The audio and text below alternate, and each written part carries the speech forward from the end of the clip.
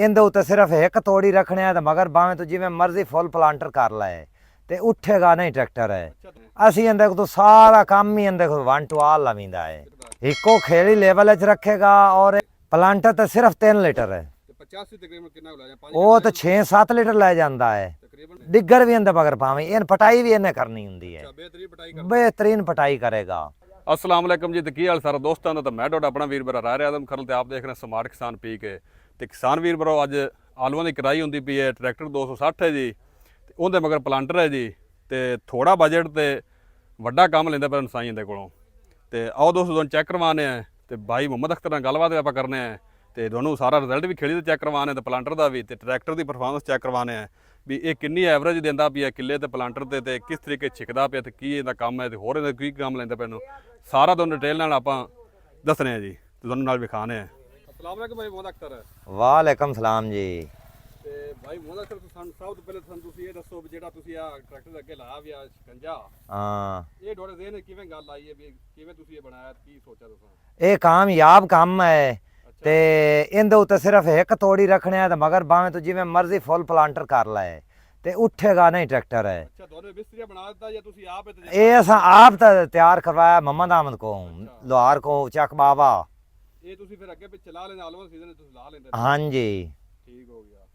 ਇਸ ਟਰੈਕਟਰ ਤੁਸੀਂ ਹੋਰ ਕੀ ਕੰਮ ਲੈ ਰਹੇ ਨੇ? ਅਸੀਂ ਇਹਦੇ ਕੋਲ ਸਾਰਾ ਕੰਮ ਹੀ ਇਹਦੇ ਕੋਲ 1 to all ਲਵੀਂਦਾ ਹੈ। ਤੁਹਾਡੇ ਕੋਲ 385 ਵੀ ਹੈ, ਮੈਕਸੀ ਵੀ ਹੈਗਾ? ਸਾਡੇ ਕੋਲ 385 ਉਹਦੇ ਜਿੰਦਾ ਇਹਦੇ 'ਚ ਮਜ਼ਾ ਹੈ, ਉਹ ਤਾਂ 85 'ਚ ਵੀ ਮਜ਼ਾ ਨਹੀਂ। ਅੱਛਾ, ਕੀ ਗੱਲ ਵੀ ਖੇੜੀ ਇੱਕੋ ਲੈਵਲ ਰੱਖਦਾ? ਇੱਕੋ ਖੇੜੀ ਲੈਵਲ 'ਚ ਰੱਖੇਗਾ ਔਰ ਇਹ ਮੋੜ ਤੇ ਬੜਾ ਬਿਹਤਰੀਨ ਦੂਆ ਭੌਂਦਾ ਹੈ। ਉਸ ਕਟਾਈ ਠੀਕ ਕਰਦਾ ਹੈ। ਉਸ ਤੋਂ ਬਾਅਦ ਇਹ ਐਵਰੇਜ ਬੜੀ ਬਿਹਤਰੀਨ ਦਿੰਦਾ 85 ਨਾ।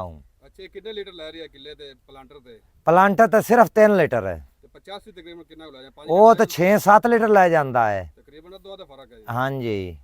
ਉਸ ਤੋਂ ਬਾਅਦ ਤੁਸੀਂ ਹੋਰ ਇਹਦਾ ਕੀ ਕੰਮ ਲੈਂਦੇ ਨੇ? ਅਸੀਂ ਇਹਦੇ ਕੋਲ ਸਾਰਾ ਹੀ ਕੰਮ ਲੈ ਰਹੇ ਇਹਦੇ ਮਗਰ ਲੇਜ਼ਰ ਵੀ ਪਾਇਆ ਹੈ, ਉਹ ਵੀ ਬੜਾ ਬਿਹਤਰੀਨ ਐਵਰੇਜ ਦਿੰਦਾ ਹੈ। ਉਸ ਤੋਂ ਬਾਅਦ ਇਹਦੇ ਤੇ 7 ਫਾੜੀ ਪਾਈ ਹੈ।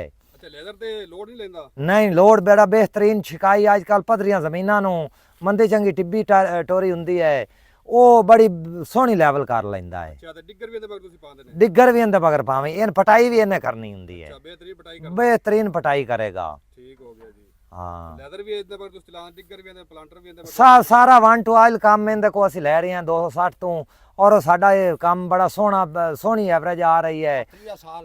ਤੇ ਉਸ ਤੋਂ ਬਾਅਦ ਇਹ ਰੂਸੀਆ ਨਾਲ ਵੀ ਬੜਾ ਸੋਹਣਾ ਕੰਮ ਕਰ ਰਹੀ ਹੈ। ਇਹ ਮਾਡਲ ਕਿਹੜਾ ਹੈ ਟਰੈਕਟਰ ਜੀ? ਇਹ ਮਾਡਲ ਹੈ ਜੀ 2018 ਮਾਡਲ।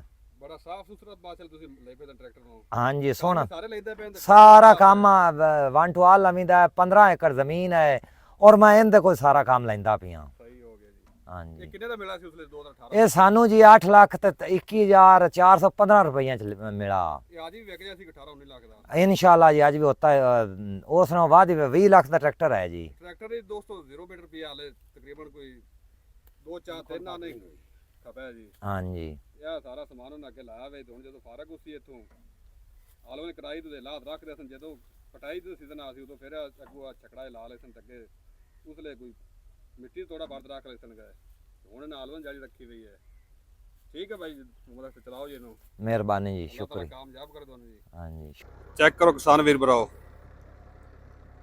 260 ਦੇ ਕਮਾਲ ਜੀ। ਖੇੜੀ ਚੈੱਕ ਕਰੋ ਜੀ, ਬੜੀ ਜ਼ਬਰਦਸਤ ਖੂਬਸੂਰਤ ਖੇੜੀ ਬਣਦੀ ਪਈ ਜੀ। ਇੱਕੋ ਲੈਵਲ ਖੇਡਦਾ ਜੀ ਤੇ ਛੋਟਾ ਟਰੈਕਟਰ ਹੈ ਤਾਂ ਵੱਡਾ ਕੰਮ ਕਰਦਾ ਪਿਆ। ਇਹ ਵੇਖੋ ਜੀ, ਜ਼ਬਰਦਸਤ ਕਮਾਲ ਕਰ ਦਿੱਤੀ 260 ਨੇ ਜੀ। ਤਕਰੀਬਨ 2 ਕਿੱਲਿਆਂ ਦਾ ਪਲਾਟ ਹੈ ਜਿਹੜਾ ਕੇਰੀ ਖੜਾ ਜੀ। ਆ ਨਾਲ ਗਾਦੀ ਟਰੈਕਟਰ ਖੜਾ, ਪਿੱਛੇ ਟਰਾਲਾ ਤੇ ਬੀ ਲੱਦਾ ਪਿਆ ਜੀ। ਨਾਲ ਮਾਲਕਾਂ ਨੇ ਹੁੱਕਾ ਵੀ ਰੱਖਾ ਹੋਇਆ ਹੈ। ਇਹ ਵੇਖੋ ਜੀ,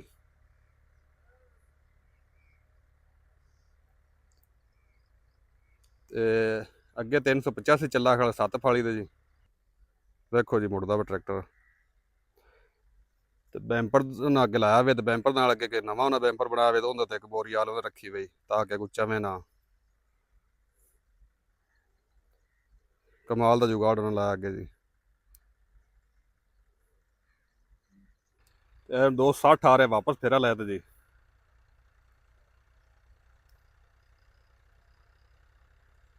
ਤੇ ਇੱਕੋ ਲੈਵਲ ਖੇਲੀ ਬਣਦੀ, ਬੜੀ ਸੋਹਣੀ ਖੇਲੀ ਬਣਦੀ ਪਈ ਜੀ। ਤੇ ਡਰਾਲਕ ਕੋਈ ਟੁੱਬੀ ਛੁੱਬੀ ਨਹੀਂ ਮਾਰਦਾ ਪਿਆ। ਟਾਪ ਲੈਂਕ ਮਾਲਕ ਨੇ ਸੈੱਟ ਕੀਤੀ ਪਈ ਹੈ ਤੇ ਬਿਲਕੁਲ ਸਕੂਨ ਨਾਲ ਆਉਂਦਾ ਪਿਆ, ਕੋਈ ਦੁਆ ਨਹੀਂ, ਕੋਈ ਲੋੜ ਨਹੀਂ। ਤੇ ਪਲਾਂਟਰ ਵੀ ਹਾਲਾਂਕਿ ਫੁੱਲ ਕੀਤਾ ਮਗਰੋਂ।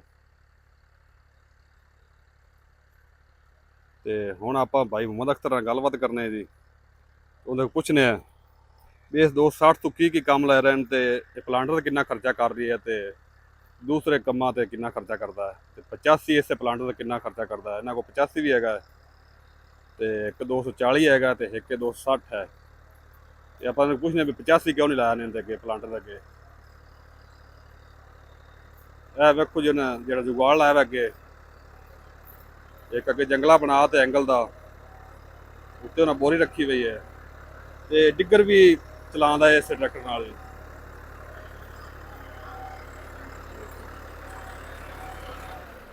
ਇਹ ਜੀ ਵੇਖੋ ਹੁਣ ਵਾਪਸ ਜਾ ਰਹੀ ਹੈ ਜੀ।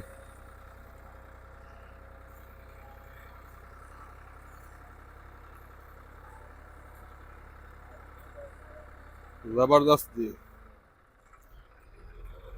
ਪਿੱਛੇ ਲੜਕਾ ਪਿਆ ਦਾ ਵੀ ਖੇੜੀ ਡਾਲਦਾ ਵੀ ਹੈ, ਥੋੜਾ ਜਿਹਾ ਖਿਆਲ ਕਰ। ਤੇ ਡਰਾਈਵਰ ਨੇ ਸੂਤਰ ਕਰ ਲਿਆ ਹੈ।